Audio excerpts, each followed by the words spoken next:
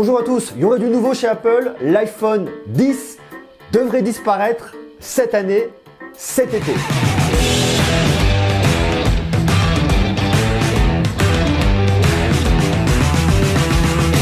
L'iPhone 10 a été annoncé il n'y a pas très longtemps, il est sorti sur le marché fin 2017 et pourtant à l'été 2018 il pourrait disparaître. Alors quel est le problème avec cet iPhone 10? Il y a des choses qui vont pas, pas chez nous, plutôt du côté de la Chine et qui forcerait Apple à changer un petit peu ses plans par rapport à cet iPhone 10. Alors je vais vous expliquer qu'est-ce qui se passe réellement par rapport à cet iPhone 10 et qu'est-ce qui va arriver après, parce que si l'iPhone 10 disparaît, c'est un vrai problème parce que du point de vue de Tim Cook, l'iPhone 10, c'était le smartphone qui devait montrer la voie pour les 10 années à venir. Donc si même pas un an après son lancement il disparaît, quelle va être la voie et où est-ce qu'on va aller? C'est aussi un problème parce qu'il y a beaucoup de personnes qui l'ont acheté. Alors pas forcément effectivement en Chine, mais en Europe et beaucoup aux États-Unis. Donc si cet iPhone 10 disparaît, que va-t-on retrouver à la place? Donc on va regarder ça ensemble, on va faire un petit peu un point global et voir un peu ce qui cloche. L'information n'est pas officielle, elle n'a pas été donnée par Apple, mais par l'analyste le plus respecté d'Apple, Ming-Chi Kuo, qui travaille pour KGI Securities. Et Ming-Chi Kuo, c'est vraiment pas la personne qui se trompe. En règle générale, quand il donne des prédictions, on est dans le vrai. Parce qu'il a vraiment un réseau et des connaissances qui lui permettent d'avoir les informations les plus fiables directement à la source. Alors sa prédiction est très claire. À l'été 2018, Apple va arrêter de produire les iPhone 10. Alors même que les nouveaux smartphones ne seraient pas encore annoncés, ils sont annoncés au mois de septembre, donc pas sortis, donc pas de remplacement direct. Alors qu'est-ce qui va se passer? Pourquoi arrêter la fabrication des iPhone 10 même pas un an après leur lancement? Tout simplement à cause d'un désintérêt pour ces iPhones sur le marché chinois. Les ventes en Chine seraient décevantes, ne seraient pas du tout à la hauteur de ce qui est attendu. Apple ne communique pas sur ses objectifs, donc bien évidemment, on n'a pas de chiffre officiel. Par contre, c'est là où Ming-Chi Kuo est vraiment bien positionné. Lui, il a affaire directement aux sous-traitants d'Apple et qui annonce qu'effectivement, on est loin des objectifs annoncés par Apple. Les commandes seraient vraiment plus basses que prévu initialement. Il se base sur moins de 18 millions d'exemplaires d'iPhone 10 vendus au premier trimestre 2018. Alors 18 millions, ça peut paraître déjà énorme, mais par rapport à un tel marché au niveau international, c'est pas énorme. Alors pourquoi un tel échec? Déjà un prix beaucoup trop élevé, 1000 $, ça fait quand même cher pour un smartphone. Le manque de tranchant de l'iPhone 10 par rapport à la concurrence. C'est un produit qui n'a pas énormément d'innovation à un prix aussi élevé. On trouve des très bons produits à la concurrence avec des technologies tout aussi bonnes pour beaucoup moins cher. Puis surtout, le marché chinois, c'est un marché qui adepte de très grands écrans. L'encoche au niveau de la caméra True Depth remporte pas forcément l'unanimité, d'autant plus que, comme je vous le disais, la concurrence est énorme sur des très grands écrans. Même des marques qu'on n'a pas en France, ils sont bien positionnés sur le marché chinois. En plus, un des problèmes sur le marché chinois, c'est qu'il y a des applications qui sont pas du tout adaptées au format de l'iPhone 10. Tous ces problèmes réunis font que l'iPhone 10 rencontre pas du tout le succès sur le marché chinois. Et on sait que le marché chinois, c'est un marché qui est énorme. Donc dès lors que vous vous plantez là-dessus, c'est un petit peu compliqué.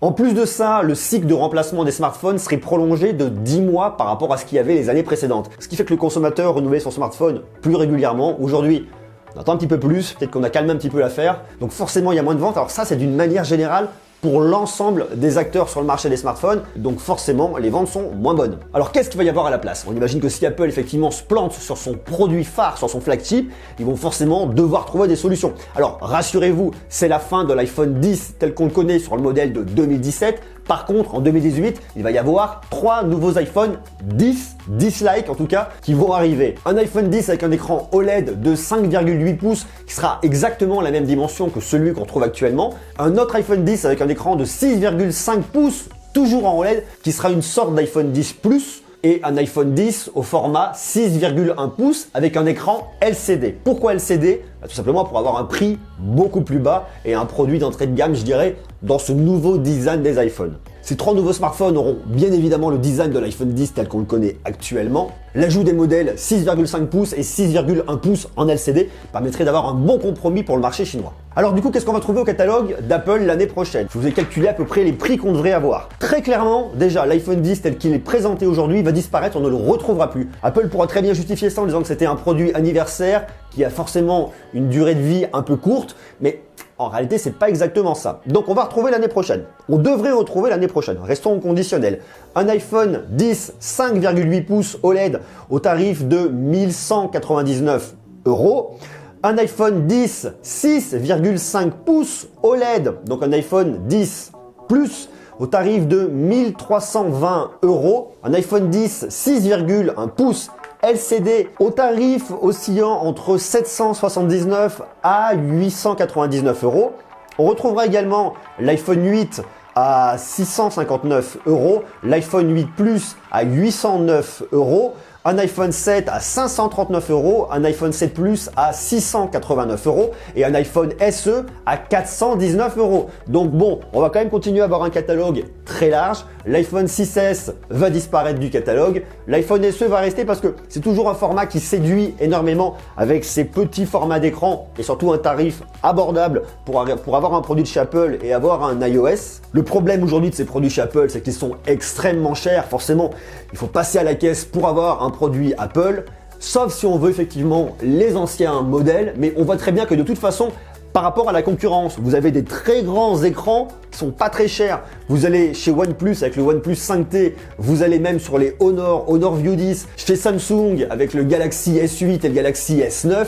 Vous voyez que vous avez des grands écrans. On va toujours vers des plus grands écrans et on n'est pas obligé de dépenser des fortunes. Donc pourquoi devrait-on dépenser une fortune pour avoir un Apple, pour avoir un iOS? C'est un petit peu là que le bât blesse. On voit très bien que la concurrence, elle pousse derrière, même s'il y a encore du LCD, il y a du OLED de plus en plus sur le marché avec des grands écrans, avec des produits d'une extrême grande qualité. Donc le positionnement d'Apple avec des produits très chers sur le très haut de gamme, ça commence un petit peu à être contre-productif pour eux. D'ailleurs, on peut se demander, enfin c'est une question que je me pose, est-ce que Apple n'est pas un peu en train de se tirer une balle dans le pied avec un positionnement tarifaire aussi élevé? Des smartphones à plus de 1000 €, ça commence à être compliqué. Chez Samsung par exemple, sur le produit le plus cher, vous avez le Galaxy Note 8 qui est effectivement un produit à plus de 1000 €. Mais si vous comparez par rapport au S8 et au S9, c'est des produits qui sont quand même beaucoup moins chers. La vraie question à se poser pour Apple aujourd'hui, c'est depuis le décès de Steve Jobs, est-ce qu'ils ont toujours quelqu'un avec une vision claire de l'avenir? Est-ce qu'ils ont un visionnaire à bord? Quelqu'un qui a vraiment une vision à 360 et une vision sur l'avenir de ce que doit être la téléphonie mobile,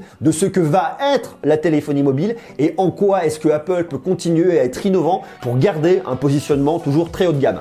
Ça, c'est un peu la question à se poser. Dites-moi vous ce que vous en pensez. Est-ce que vous pensez que Apple est en train complètement de se planter, de dérailler par rapport à ses produits, par rapport à sa gamme de tarifs? Est-ce qu'au contraire, vous pensez qu'ils sont toujours visionnaires et qu'ils sont toujours leaders sur ce marché innovant? Dites-moi ce que vous en pensez parce que très clairement, autant Apple a été leader sur le marché pendant des années, autant aujourd'hui ils sont toujours au coude à coude avec Samsung et dans 10 ans, est-ce que Apple risque pas de décliner? Dites-moi ce que vous en pensez. Marquez-moi tout ça en commentaire parce que c'est vrai que c'est hyper intéressant de pouvoir se rendre compte. Parce qu'on voit qu'il y a un vrai tournant qui est en train de se faire au niveau des smartphones. La première décennie des smartphones est terminée. On arrive maintenant sur autre chose. On voit qu'il y a d'autres enjeux. On voit qu'il y a des écrans pliables qui vont arriver. On voit qu'il y a de nouvelles technos qui vont arriver. Est-ce que, au final, Apple serait pas en train de louper le coche et en train de se planter? Marquez-moi tout ça. Comme d'habitude, je vous invite bien évidemment à me laisser des jolis pouces pour me faire plaisir, à vous abonner parce qu'on va toujours parler beaucoup plus, beaucoup mieux de high-tech. Il y a beaucoup d'infos, il y a beaucoup de surprises. Je vous dis pas tout de suite, mais je vous en réserve énormément.